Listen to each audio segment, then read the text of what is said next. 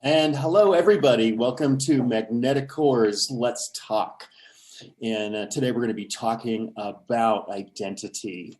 I want to just give a little quick shout out to who's in the room with us today. We've got a couple of the Magneticore coaches. We've got Laura, Ginny, Sarah, and Corey in the room.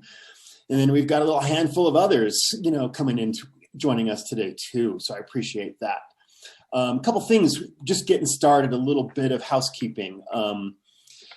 First of all, we're going to have a little bit of go around at the end where we check in with everybody. If you do not want to be on camera, please go ahead and turn off your cameras. And that way we'll also know to not call on you if that's the way you'd like it to be. And then also just to make sure we maintain a high quality sound in our Zoom life, if you would all be so kind as to keep your mics on mute unless you're speaking. That just helps a lot of things, right, for external disturbances and that kind of thing. I want to just give a little shout out. Last week we talked about values, and what it is, where our values come from and why they're important and how they're useful. And today we're getting into identity. All right, so, all right, whose values are these and why do they work, right? So who are you now with these new values? Right. Sarah, what do you got to say about values? Well, excuse me, identity, not values, identity. I was going to say values. I spoke at length about values last week. But yeah, once you have an idea of what your values are to be in order to shape the reality you're looking for, the next thing you have to do is kind of sort out who do you need to be, which isn't to say that you need to entirely change yourself, but who do you need to be? Who are you now? So identity, what is it? What really is your identity? And so, Corey, definitions. Do you have a official definition of identity? Yeah, I went to, the almighty internet dictionary and looked up a couple of different places, a couple of different dictionaries, and I found some kind of cool definitions. And I kind of picked three of the different definitions that I found. And the first one is the characteristics determining who or what a person or thing is. And let me read that again. The characteristics determining who or what a person or thing is, right? So what makes us? So this is, we can easily see that values kind of plug in here. Like who are we? Who do we think we are? Another definition of the three is a close similarity or affinity, right? All of a sudden things that are similar coming together, reflecting and mirroring each other, which I think that was kind of an interesting definition. And then this one I thought was the most thoughtful, was a transformation that leaves an object unchanged. Now, let me say that again. A transformation that leaves an object unchanged. And to me, as we were looking at this and we were talking about this in our prep session for today's call, it's like, wow, and a change in our identity, a transformation is becoming more of our true selves. I thought that was really thoughtful, really amazing, kind of a cool thing. Anybody have any feedback about that? Anybody? Well, I'm going to take a stab at that because a lot of the conventional wisdom and the internet advice talking about, becoming a whole new person, you're going to be a whole new man, whole new woman. No, not exactly. I mean, yeah, but no. So the idea of changing kind of sets some people a little bit back, thinking maybe they're not good enough. Who they are isn't good enough for what they want, and they need to become somebody else. And that's not at all what we're saying. What we're saying is you've likely become somebody else just by working through your old values, by presenting a particular face, like who are you when you show up at work, right? Mm-hmm. Who are you in front of your children? Who are you in front of your parents? who are you when you're hanging out with your friends or at a social hour? You know, all of these different versions of you, and you can get to a place in life where you've got mask after mask after mask, and you're presenting what you believe needs to be projected in order for you to have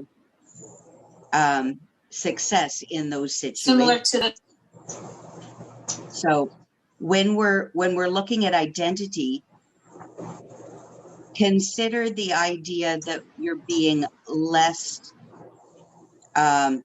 it's less projecting and more embodying, more of who you really are. So although other people's perception of you may change, you're not really changing who you are. You're becoming more of who you are and less Sarah, of what you think other people need to see. I'm sorry, Sarah, I wanted to add that because when Corey just said that, Corey, could you read that last definition just one more time? I sure can. A transformation that leaves an object unchanged.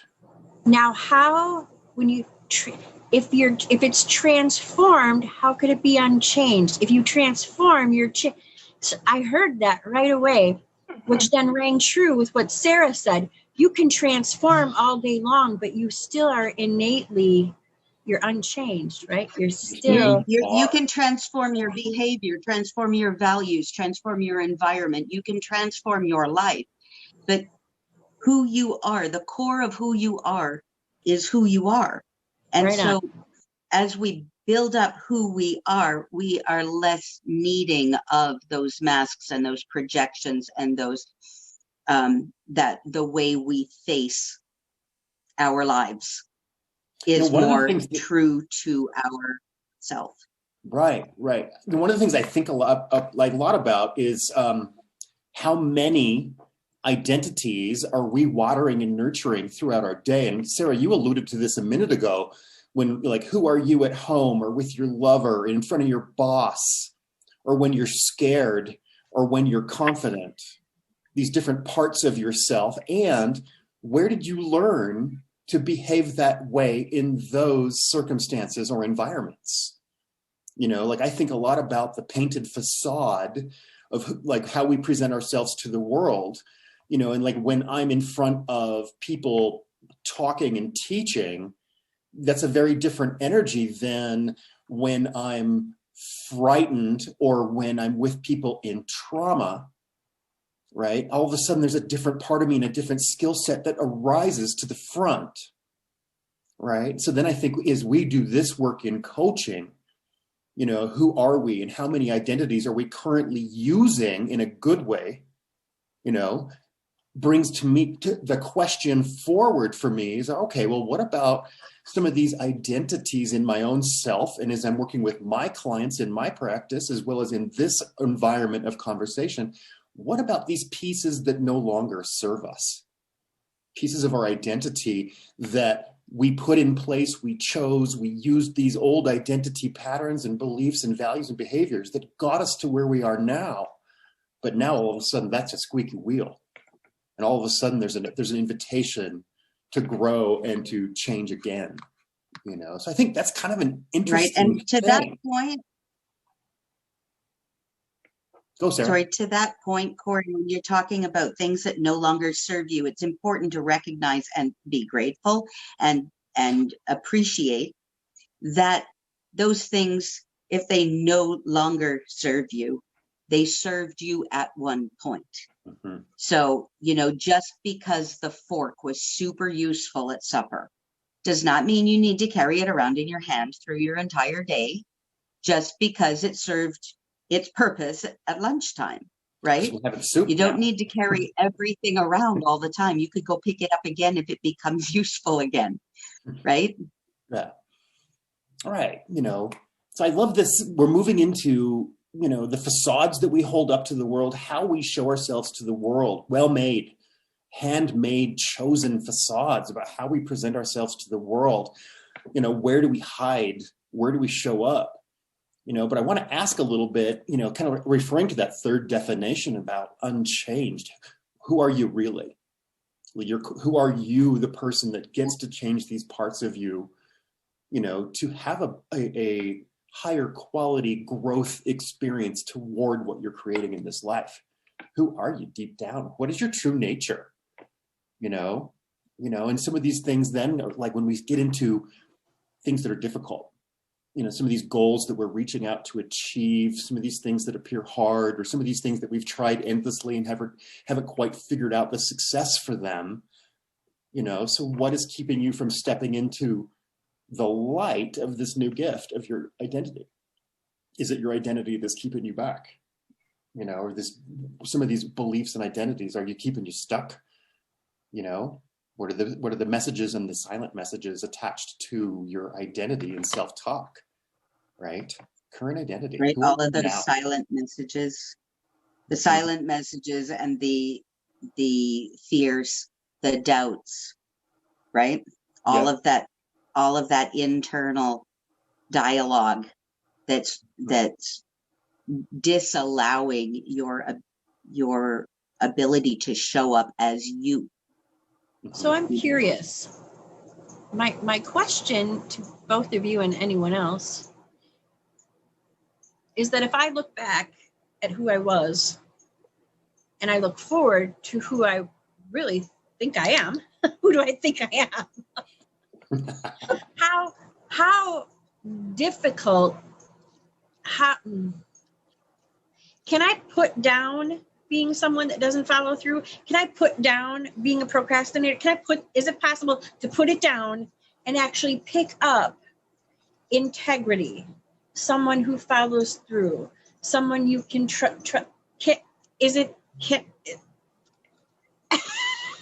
because if I am who I am and I can transform, is it just as simple as noticing and being aware of what the identities, characteristics I didn't like, and then practice adapting some ones that I do?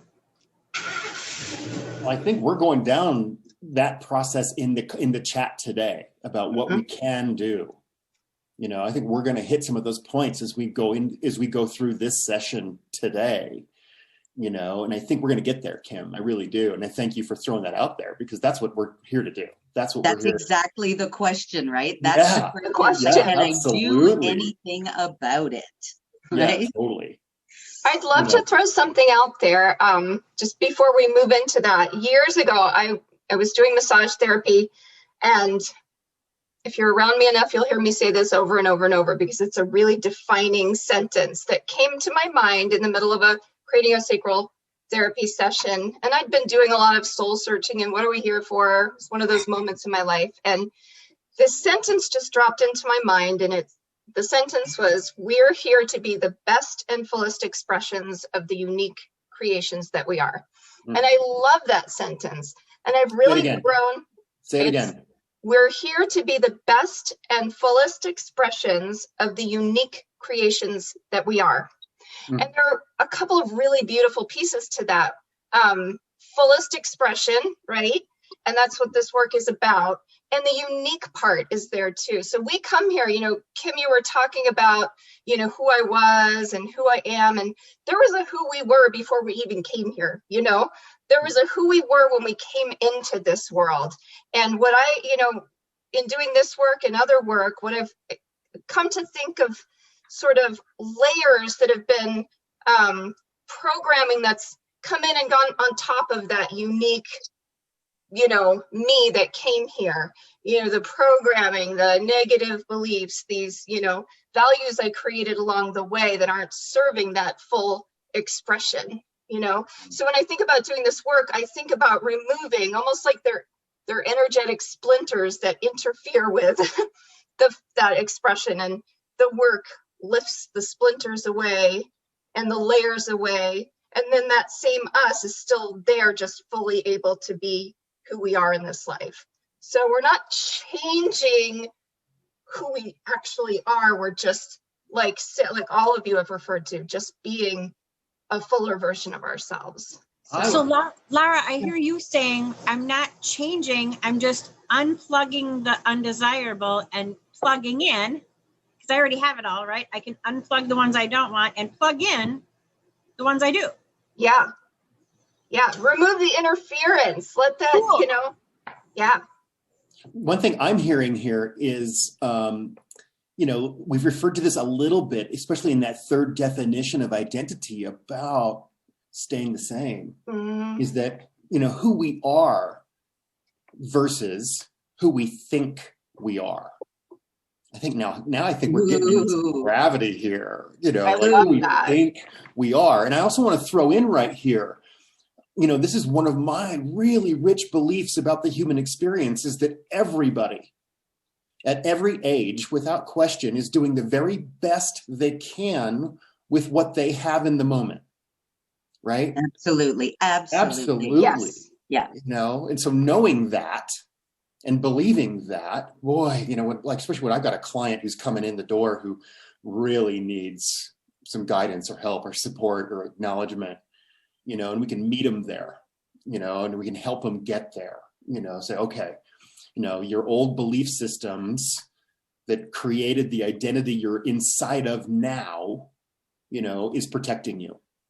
It's keeping you safe, right? And it's giving your unconscious, the 95% of your brain capacity, the power to keep you in that safe bubble, right? That means it's doing its job. It's doing it right. It's doing it well. Right. I love how I highlight there's nothing wrong with it. It's just the mechanism of how it works. And then where are your choices within that? But you also need to recognize all of the self-talk is, you hear your parents' voice in your head, or you hear what you should do, what you shouldn't do, how you should be, how you shouldn't be, how you have to be. All of those things come up as you're, doubting or trying to express who you are, right? And so as you're taking a look at who you are, and where the first several years of your life, you were told who you were. And so that's what you learned. You learned exactly who you were in relationship to where the environment you were born into. And it served you well to be fed and cared for and raised and kept safe, to grow you and allow you more choice and more choice. And one big choice that some people don't notice they even have is that you can choose how much of yourself you're going to express. You can choose how much of your true self you're going to show the world. And the inner conflict and all of that self-talk can begin to be released as you get comfortable being you. Yeah. I love the reference to, when we're born and we show up as children, be that with mom and dad or whoever raised us, the adults that took care of us. So much of our identity, our self-talk, comes from the rules that we learned living in that world. Then we hit teenager land. All of a sudden, we're reaching out in the world. We're going to be self-supporting, and we take those lessons into a new environment where the rules are different, and we get to rewrite those rules. So, like a few minutes ago, we were talking about the facades that we use with our family and our boss and our lover and those kinds of things. Well, I also want to bring that metaphor of the facade about how we talk to ourselves. Like, how do you speak to yourself when you win, right? How do you speak to yourself when you totally blow it? Biggest mistake of the universe, right? Are you supportive for yourself, or are you mean to yourself, right? What's going on in your self-talk, right? And I think so much of how we talk to ourselves manifests in everything that we do, especially when we're reaching out to do goals and achieve things and make things and create things and interact. That shows up. There's a ribbon that laces through that cosmic tapestry of everything, right? How do you talk to yourself? Are you loving or are you mean? Or any of the other choices? But I think that's kind of an amazing wake-up call to say, okay, I want to create something and I'm going to love myself enough to make a change.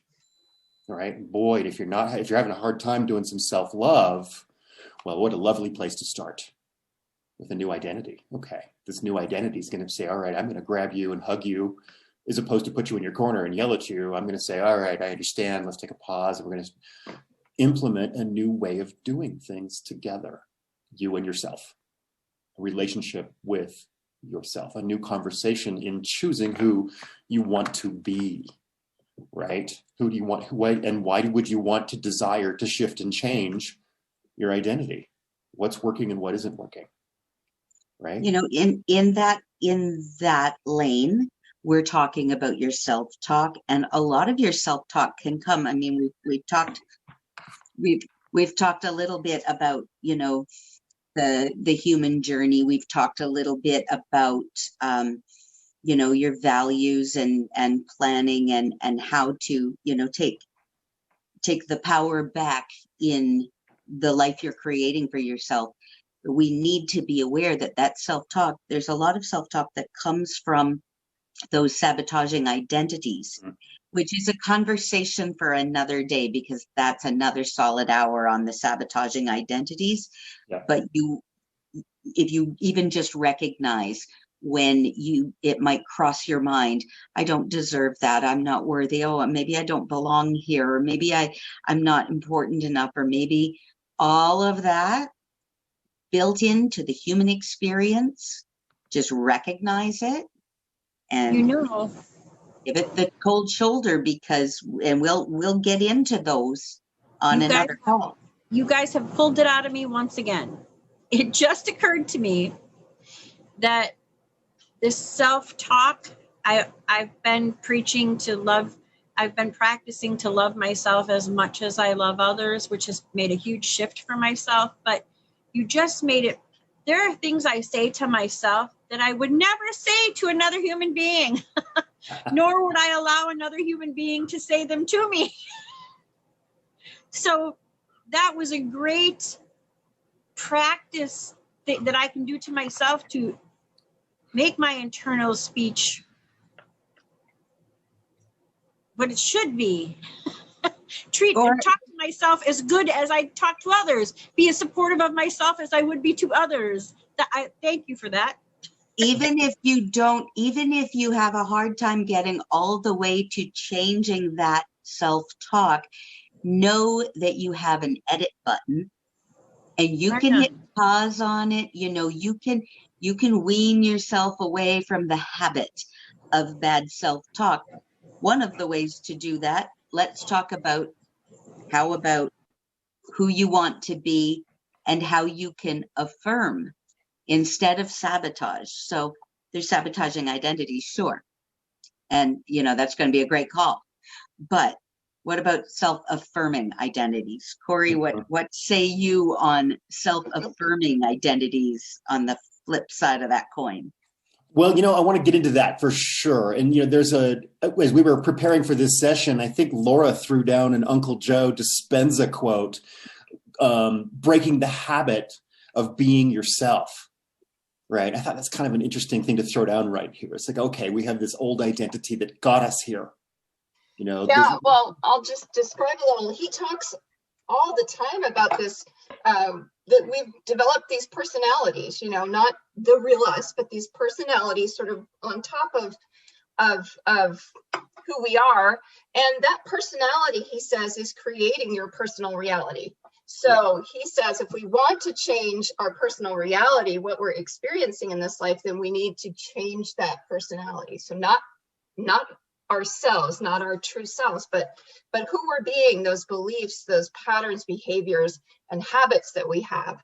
And I'm going to read this quote because it's so good. He says, according to the newest research on mental rehearsal, once we immerse ourselves in, I'm going to change this a little bit, in a scene, in a future vision of ourselves, changes begin to take place in our brain. So each time we do this, put ourselves into that new self that we want to be in, each time we do that, we're laying down new neurological tracks. We do it in the now, in the present moment, but they literally change our brain to look like the brain of our future. And I just absolutely love that, because we can, we know from the latest research in neuroscience and neuroplasticity that we can rewire our brains. And so we have all kinds of tools to do that, but that's what we're talking about here, right? So we can change, and we get to. We Right. get to. We really get to. I love that. Those three words show up a lot in my world. Oh my God, we get to. You get to. It's so liberating to understand that there is a choice. A lot of people, okay, maybe I can choose, but I wouldn't know where to begin. I wouldn't know how. And it's like, we know how, and you do get to. And it's super liberating. It's super exciting. So you have to think about, okay, since it's possible, who do you want to be? Who are you going to choose to be? Who are you? Right? All right. So instead of, talking about the self-sabotaging identities, which we will do a session just on that, which will be an awesome session, because boy, what a lovely way to understand what we don't want so that we can identify what we do want. I can't wait. Yeah. So I'm going to do a quick little version of that switchcrafting right here, right now. So the first self-sabotaging identity, I'm not worthy. Bam. It's now I'm worthy. All right. Now I'm going to try this on. I'm worthy. That means I go for what I love, right? I am enough. I am good. I get what I want. Right? And all of a sudden, I'm in touch with the feminine. I'm in touch with planning. I'm in touch with nurture. I'm in touch with creation because I'm worthy. Wow. I can't wait to do a session on the self-affirming. Wow. I'm excited for that. Too, Corey. We'll do that too. Yeah. So the other one is I'm not good enough. So I'll say, boom, Shazam, switchcraft. I'm good enough. And not just good enough. How about I'm good? I'm good. How about I'm enough? Yeah, I'm enough. How about more than enough? Everything you need, right? And then all of a sudden, when you're enough and you're good and you have those things, it's easy to put yourself into that mindset of, if I'm enough, that means the bills are paid, the chores are done, everyone's warm in their bed, and we get to play. And now what are we going to do? Right? Wow, what a cool place to be. Right? Next one, I'm insignificant. Boom, you're significant. Wow, now you're seen, right? Now you're in the light, right? Now you're being seen for more. You're being seen for the love you carry. And now you've got goals that you are achieving. You're actually in an action step of doing things because you are significant. The next one, I don't belong. Boom, Shazam, you belong. You are in the circle. You're in the link. You're hooked up.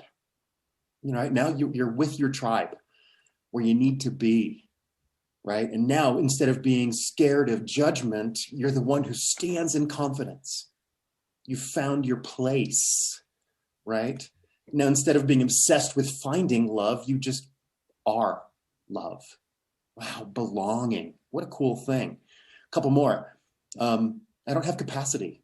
Boom. Totally capable, right? Now there's enough. There's time, there's money, there's skill. There's ability. Yeah, totally. Right? There's no more rules about, I can have that if, right? Now it's just watch me. Yeah, exactly. Right? Yep. Watch me go. Look at me. Look, mono hands. Yeah. And the next one, I have to be perfect. All right, Shazam, perfection. You are perfect in all of your imperfections. Right, Shazam. Now, all of a sudden, you're not so worried about the method and the plan. You just do it. You just step in. And with that comes, again, this confidence and this self-love, right? You can take some bigger risks because you know it's going to be okay. It's going to be all right. And if you fail or if you make a mistake, no big deal. We all do it. It's just how we learn and grow. All of a sudden, the fear of a mistake doesn't stop you in your tracks. Now, all of a sudden, it's like, I want to make mistakes because, man, nothing teaches me bigger, closer, more personally than knowing that I made a mistake. And now I've learned and can do it right. Wow, what a freedom that is. You get to do it right. Then you can and will and teach it right. And then the last one I've got, ooh, this one's a big one. I don't deserve. Shazam. Trade that into I am deserving. All right, so let's call in your ability to receive, your cosmic receptionist in your heart and soul all of a sudden. Cosmic receptionist. Yeah, I tell you, the cosmic receptionist keeps coming to our sessions. You know what? I'm looking at all of this here, and I'm being a little bit. As I'm looking at it, I don't want anyone to presume that we're saying that you can snap your fingers and believe it, but you can snap your fingers and choose it. Yeah, and if you think about a toddler, and you have to keep telling them, and one of these days they're going to get it. You keep telling, keep encouraging. Come on, you can do it. Eventually it'll get some traction.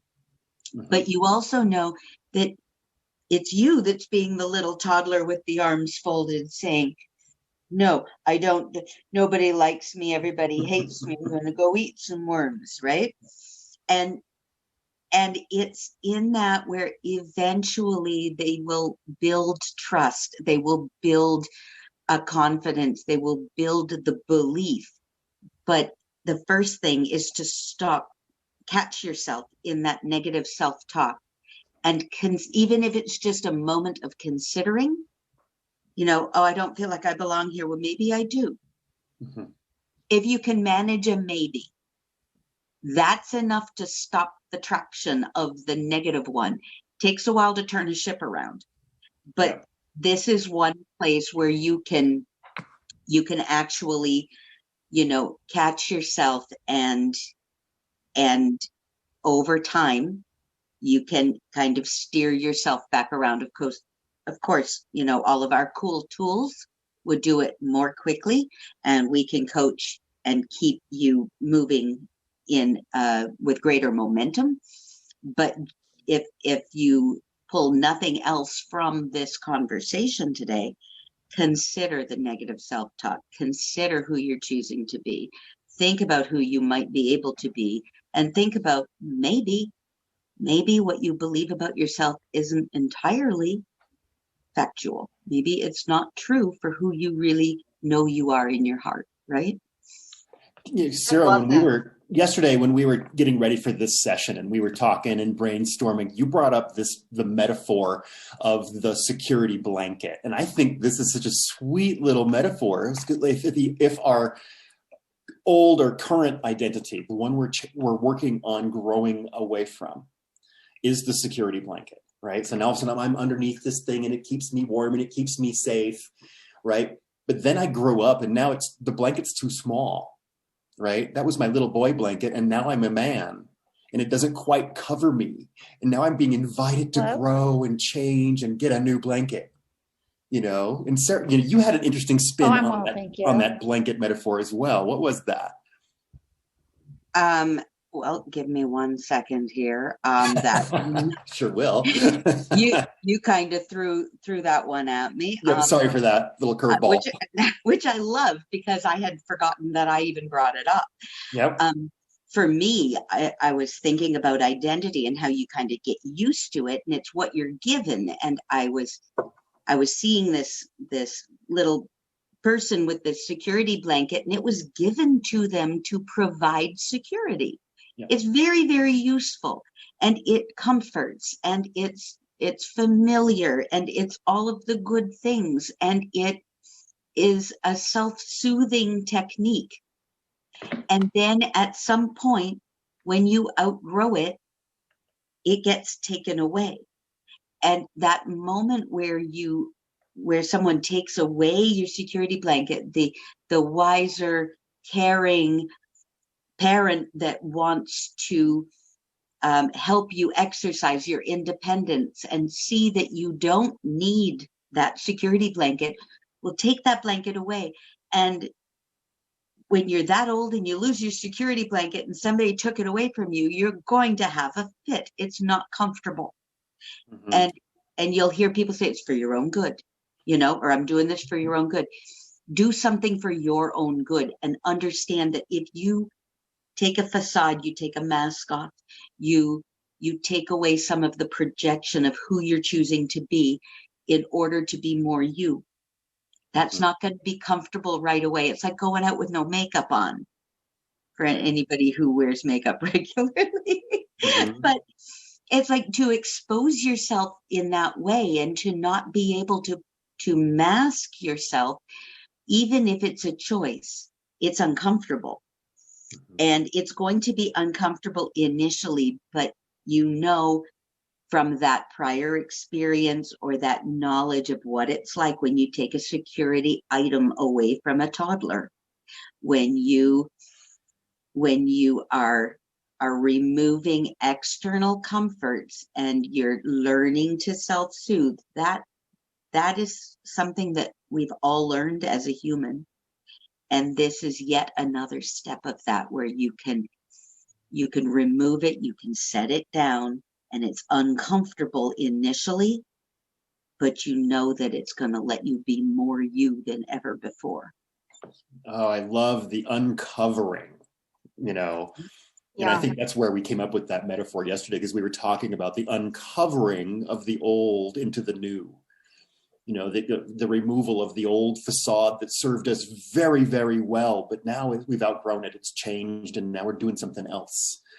And so as we embrace a new choice about a new identity in a new belief system and a new set of values that supports these beliefs that we're choosing to grow with, right? This new chosen self-talk, and we get to choose it. So often we react to the entire world, and then we finally grow and learn that we get to choose, and we get to choose well. And I think in that wake up of choice, sometimes we get really hesitant. It's like, oh, I'm afraid to choose because, wow, I'm being told that I manifest what I think about. And so I've been in a mess before. I don't want to be in a mess again. So maybe I'm going to go a little slower. I'm going to think about it a little bit more. I'm going to try on a couple of things before I buy them. I'm going to check it out. And see if that really is what I want. And maybe I think that first thing is what I want, and I get it and I try it. And I realize that really that was a stepping stone to an even bigger awakening, or a better, different dream that you're choosing for yourself. I use the word better carefully, right? Yeah, totally. Very carefully. But as we choose who we are, how do we then adjust and choose our self-talk? How do we have this new relationship with ourself and the person that we want to evolve into, grow into, and become, when we invite our future self to come in and have a chat with us about how to get there? What do they look like? What are they wearing? What's their confidence level? What's the energy that they carry as they come to help us now? Wow. And we need to learn it. And we can be open to learning it, but you need to actively learn it. When you're learning to ride a bike, you get on, you fall, you try again, maybe a different bike, you're going to work it out in order to learn. And one of the ways that you learn and allow yourself to learn and allow yourself a little bit of flexibility, but you can put some structure around it. Right. And we were talking about that another day, but you can put some structure around it and take a look at how others that you admire are behaving. Right. How are those choices being made? Learn from them, learn and try it on, and maybe make a different choice, or maybe make a choice a different way. And you're allowed to play around. You put that structure there, you've got a little bit of play in there where you can test and see. And it's not an overnight transformation or unveiling or uncovering, but it's an easy flow, right? As you're practicing and looking at who do you want as a mentor? Who do you want as a teacher? Who are you going to look to in order to most gracefully take those masks off, set those things down, and just shed all of the projection as you go. Little by little, it just starts falling away as you make those choices. And I think that looking to mentors and looking to teachers and looking to people that you admire for being really authentic and having a lot of integrity, you can learn a lot just from observing that. I got to throw heroes in that list. Heroes. Right, heroes, yes. Right, heroes, mentors, teachers. Who do you respect and why? Why are these people your heroes and mentors? Why? What's the reason that they have caught your attention, right? What is, because the student shows up when the teacher's ready. The teacher shows up when the student is ready. It just happens, And so once again, we're calling in the cosmic receptionist. Are you receiving the learning? Are you seeing it there in front of you? And then I want to call in the importance of also seeing who's on a similar path to you, right? Who's growing with you? Who can you volley ideas back and forth and say, hey, I'm feeling clumsy, but I'm also feeling confident and I want to try it out. I want to bounce an idea off of you. I want to prove it to myself, but I got questions still, right? And then one step further, oh my gosh, I've gained a little confidence and I'm experiencing a shift and I'm feeling good about it. Who can you talk to about it? Who can you step up and be the teacher, be the hero, be the mentor, right? That's also the learn, do, teach right there. You learn it, then you go out there and you do it, and then you talk about it, right? You activate this world, you put it into your world, right? So this kind of makes me think about how affirmations, where are you affirmed in your action? Where do our affirmations come from? What is it? In the self-help world, in the spiritual world, we learn to write down our affirmations and then to go through and repeat them to ourselves every day. I am successful. I am worthy. I am enough. I am good. I am perfect. Wow. There's a whole list right there of the self-affirming beliefs, right? As well as, who do you want to be? I want to be successful. I am successful.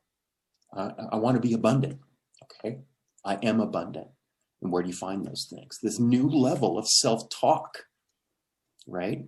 And then how do you stay accountable to your self-talk? Or maybe you need some help discovering what self-talk can be, especially if you're experiencing trauma or you're stuck.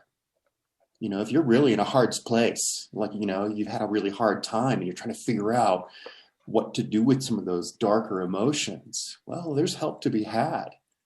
Once again, your own heroes, your own tribe, but also coaching. We all need a coach. I need a coach, you need a coach. We're learning coaching to be coaches for each other, especially in this sanctum, this inner sanctuary of what we're doing here in this group. But as we step in to what are next steps, what are the next steps? If we're going to make it and choose and step into and breathe emotion and life into a chosen identity, how do we do that? What are the steps? Anyone? I'd love to throw something out there. The first thing that a couple of things that have come up. Sarah was talking about,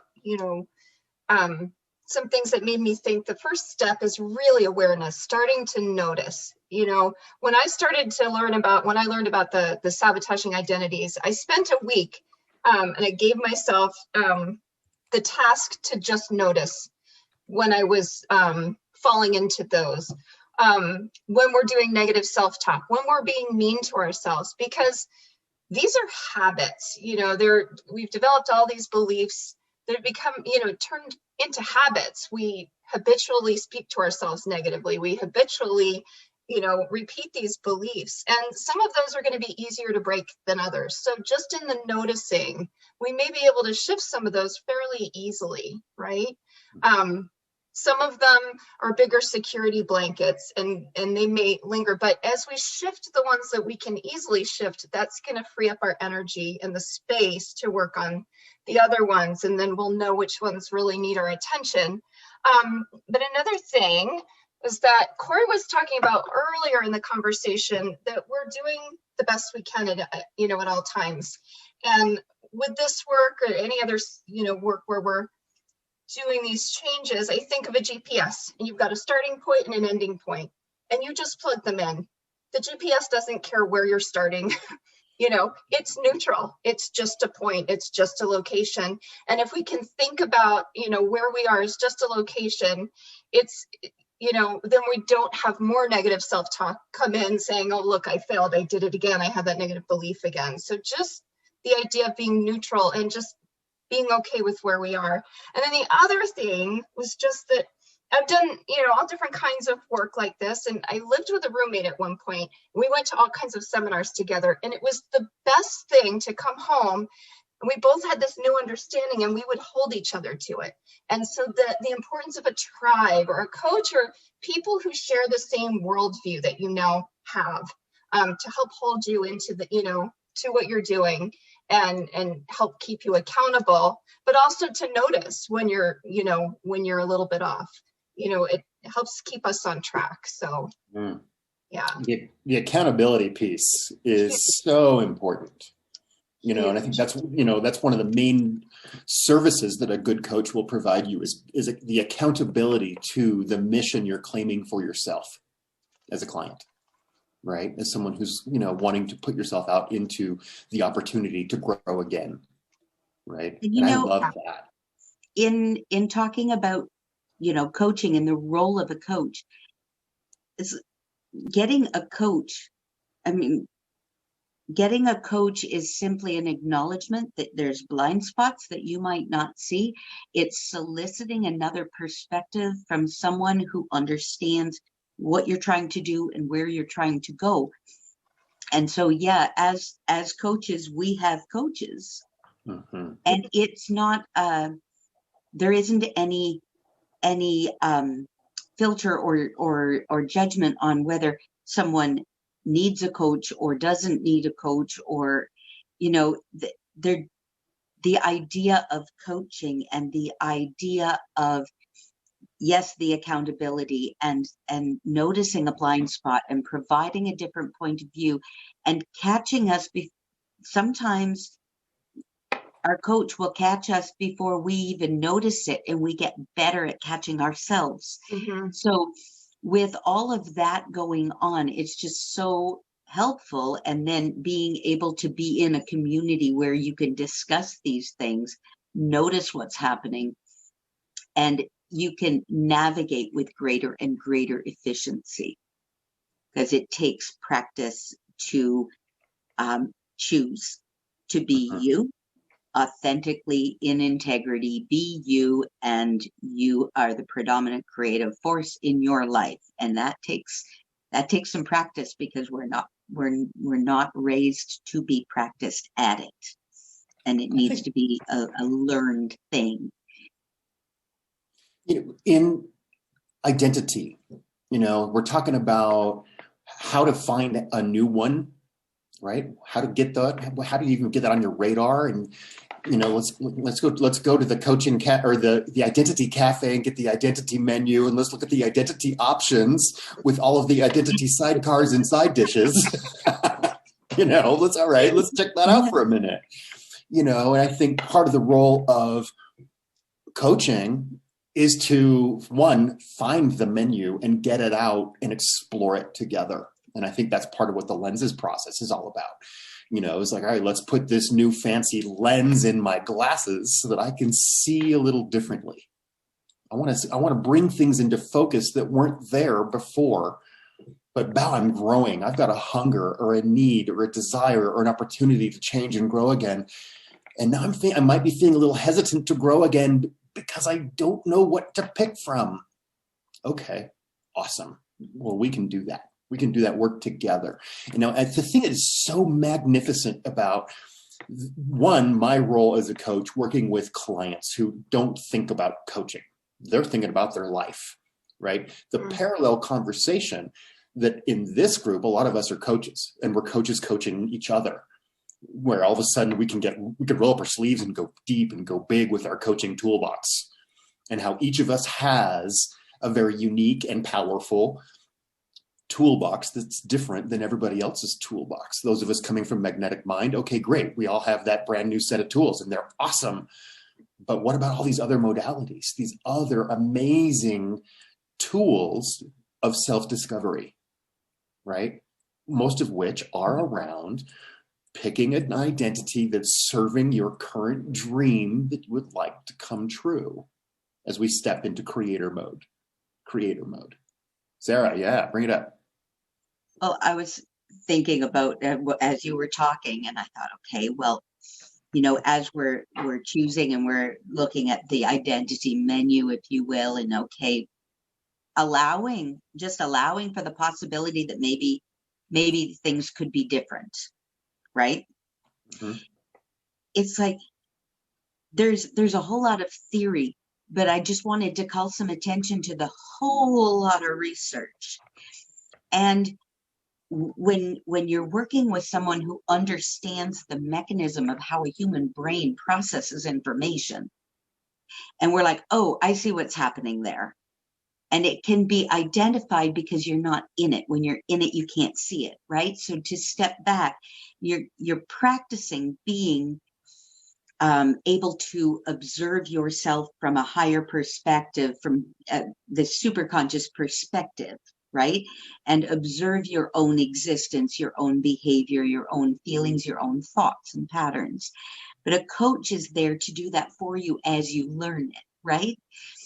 And we can actually see when there's a mechanism that's you know, firing in your mind, and call attention to it.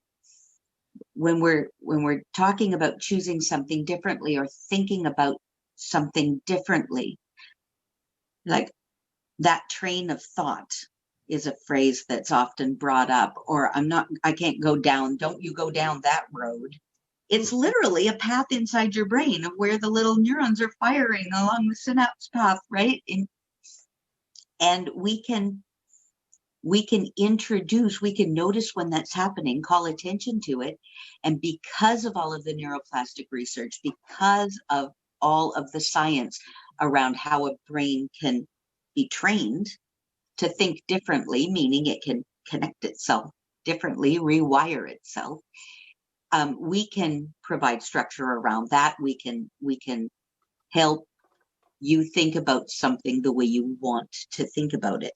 And that's why we're always talking about the power of choice and talking about what do you want, because it doesn't matter what you want to me as a coach. What matters is once you've decided for yourself, I don't have a vested interest in where your destination is, but I am fully invested in getting you there in the quickest, most efficient, most pain-free way possible, right?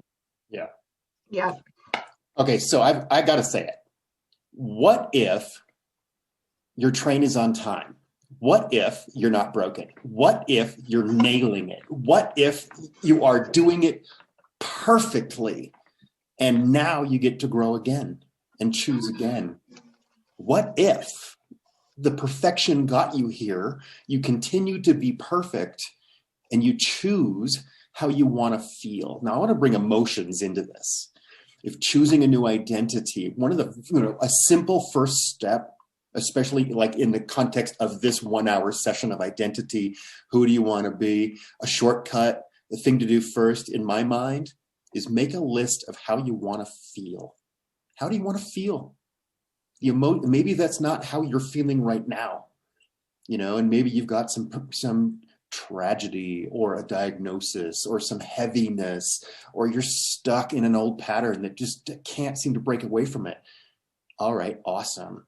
turn that upside down and say, okay, well, what would I like to feel? What would I love to feel?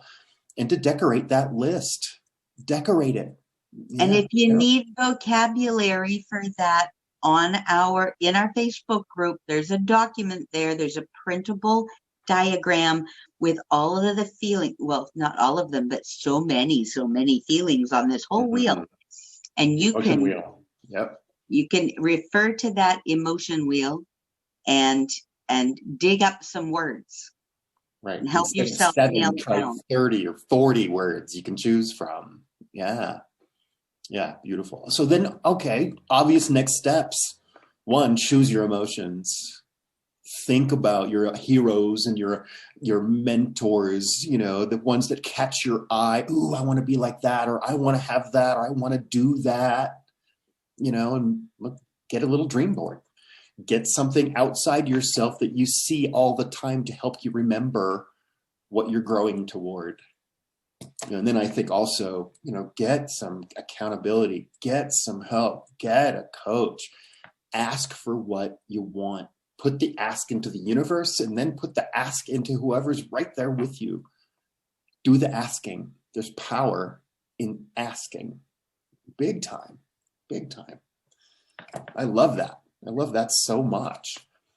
I love the idea of asking, because and a lot of people feel like it's a approach with, you know, your hand out and please sir, may I have some more, kind of, you know, coming from a place of lack. And to use your term, you switchcraft that particular idea. To ask is to give the other the opportunity to give, to share, to grow in and of themselves. So asking is just opening a door of opportunity for all people that are involved. So I would just call attention to asking isn't saying please give or I need, so much as it's saying let's collaborate. Or what if? What if? What if? Yeah. I think prayer, and I think recodes, and I think all of these things are a way to ask for what you're growing toward. I think it's kind of a cool thing.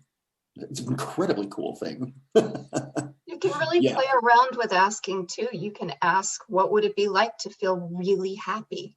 Because when you ask open-ended questions like that, your mind naturally goes searching for answers, and it will go and find iterations of that feeling, even if you're not feeling them now. So just to be in the practice of asking questions, even open-ended questions, you can pull things up and just change the language that's going on inside. I love that. Thank you, Laura. That's so lovely. And so what I'd like to do is do a quick open up and just say if there's any aha moments at the end as we wrap things up today. Anybody want to chime in with a little insight or aha moment? Anybody in the group today want to show up? Anyone? Yeah, come on, Nicole, bring it up. Hey, you guys. Hi. Yeah, loved it. And then one of the things that I found quite helpful for when you have that awful little voice that we've all got going, you can't do it. You can almost either speed them up or slow them down and make them a cartoon voice. And that's really, really fun. So I just wanted to offer that. Love that. I love that. Yeah, that's awesome. Super fun. Right on. Yep. Thank you, Nicole. Anybody else? Anybody else have something to offer? A little aha moment or insights? Yeah, Maggie, bring it up. Hi, excuse me, I'm in my 90. Hi, Maggie, in your 90. I just had a bit of an aha moment that when you take an action, it's a task. And the word task is made up of T and ask. Oh, interesting. Thank you for that. I'll have a cup of tea with my ask. Right. Yes, So please. to complete a task, there's nothing wrong with asking for support and guidance. In fact, there's everything right about it. Yeah. Oh, Maggie, thank you. Oh, so nice to see you, Maggie. Thank you for sharing. When Anybody else? I Elizabeth. Yeah. Hi, Elizabeth. hello everybody, I'm glad I got here. Okay, Nice to so see you. when she was talking about, you know, asking for help, what came to me is a lot of people don't like to ask for help Mhm. because they think if they're asking for help, there's something wrong with them. Right. And there isn't, Mm-mm. you know, because we're all here for each other. Right. And each one of us has something to offer and to add to the greatness that we already are. And when we're able to accept and to receive that, it brings us to another place as well to see our very own greatness Mm. that's in ourselves. So, Beautiful yeah, when I it tried grows to add that. into. That was my little aha. I was like, oh, that's what It's we so need to juicy, be. Elizabeth. It's like, Yeah. yeah, Thank like you. I had this big, Love huge it. vision. So, yeah. Mm. But thank you for this. I'm glad I made it here today. Well, please come see us more often, Elizabeth. You're always welcome. It's nice to see you Absolutely. here. Thank Yep. you. All right. Anybody? Oh, yeah. Ruth. Hi, Ruth. Unmic yourself. Yes, I have. I wanted to apologise for the in and out that I've had. I couldn't get my sound to work on my phone. Not at all. I'm glad you're here. Yeah. But showing up to say about the asking, that's a really big aha, because both what Elizabeth said with most people feel it's there's something wrong with them or other people judge them and say something wrong with them, they have to ask for help. And the other one about asking not from a place of scarcity, as you were saying, like from is it Dickens? Oliver Twist. Oliver Twist. Yeah. More. Oh, not asking from that, but asking from a point of collaboration or functional. Right.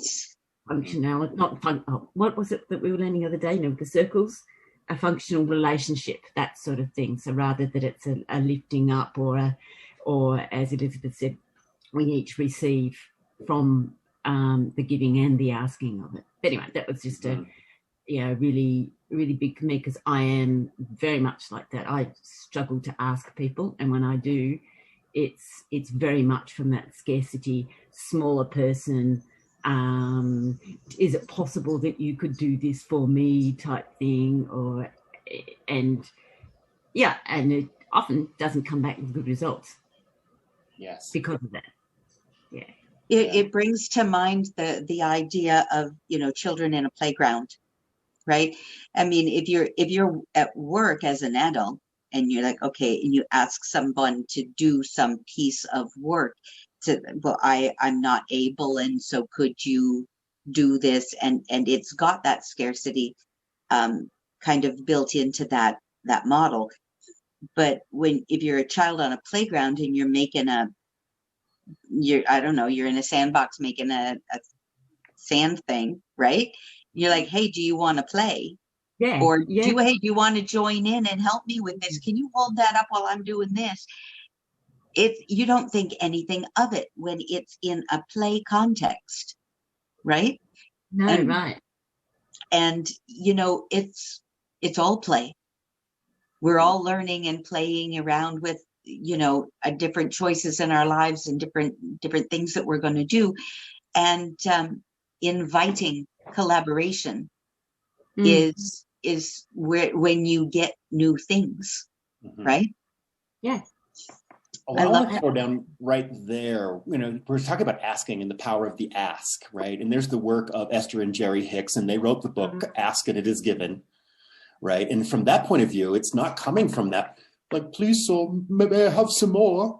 Exactly. In fact, you do it better, Oliver. It's the exact opposite of standing in your power and asking source, asking superconscious, asking God, asking spirit, asking universe, whatever it is that we're calling that, right? And saying, all right, I have this hunger, this opportunity to grow again, and I'm going to put it out there into the world, and from that perspective, once the ask has been sent out, it's as if it's happening, and now we just have to get out of the way. Oh my goodness, Corey, I just had this image of a football game, and the receiver's got his hands up. He's like, I'm open, right? You throw me the ball. And that's not him saying, help me, I need the ball. Like it's a totally different thing. But receive it, be open to it, call out for it. Yeah. And tag yourself. Like So let's make it my turn right now. Right? So what do you want? What do you want? Can I say something? Coming? Yeah, bring it up. That's it. So, on that note, people feeling like they're asking, oh, I'm asking, blah, blah, blah, blah. A lot of people have a difficult time to ask for anything from source, universe, however they see it, spirit, however it is for them, God, because they seem less than it. And there's a separation there, not realizing that they are it, and they're only simply asking themselves anyhow. It's just the greater aspect of themselves that they're asking. And why wouldn't you give yourself everything you want? That's beautiful, Elizabeth, because just rolls it right. It rolls it right back into identity. Yes. And it's like, what are you asking of yourself? Yes. And who is that? And that's, that just buttons up our whole hour, Corey. That's so perfect. Can I say one So more thing? perfect. Oh my God, it's so perfect. Yep. Can I say one more thing? Yeah. Can I say one more thing? Yes. I don't understand the football terms, but I think there's a term called a wide receiver. Yes. Yes. I've just decided I'm a wide receiver. Oh, well done, Maggie. Well, the metaphor of the football field with the Gophers. I'm a wide receiver too. See? Awesome. Well, All right. Well, thank you, everybody. I want to throw down a little bit of business here at the end of our session. Well, first of all, thank you all for coming and playing full out and participating in our conversation together. Quickly, next week, same time, same bat channel. Let's talk. Our topic next week will be structure. Structure. Totally. Right. So it'll be this same episode. I saw a t-shirt recently. It said that structure is the new sexy. And we're going to have to really throw down on structure next week. Oh, I'm ready. I'm excited for our prep session on that. Sexy is structure. Okay. Super excited about it, right? Also, day after tomorrow in our membership site, Genius Hub. Those of you who are in with us in Genius Hub, we will be looking at the Magnetic Mind Masterclass Session 2, which topic is magnetic alignment. So those of you who have access to that, you can jump in and get ready because we are going to take apart magnetic alignment. Make sure that you watch the session before Saturday. Yep, totally. Please do. Please get your homework done and get it ready. Yeah, sweet. Okay. Anything from Laura? Anything from Sarah as we close? All right. Awesome. Well, wait. I'm sorry. There is one more thing. At the opening, you identified that, as far as our coaches here, that Ginny and Lara and yourself and I, and Kim entered the room a little bit later, and we didn't recognize Kim as one of our coaches. So welcome, Kim, and thank you for being here. Right on. So, all right, as we wrap things up today, I just want to say thank you for coming home. Every single one of you. We look forward to this time. We love preparing for this. And it's one of my favorite things to do all week is spend time with you. All right, everybody. Thank you for coming to Magnetic Horse Let's Talk. Loving you so much. Be safe out there in the world. Cheers. Mwah.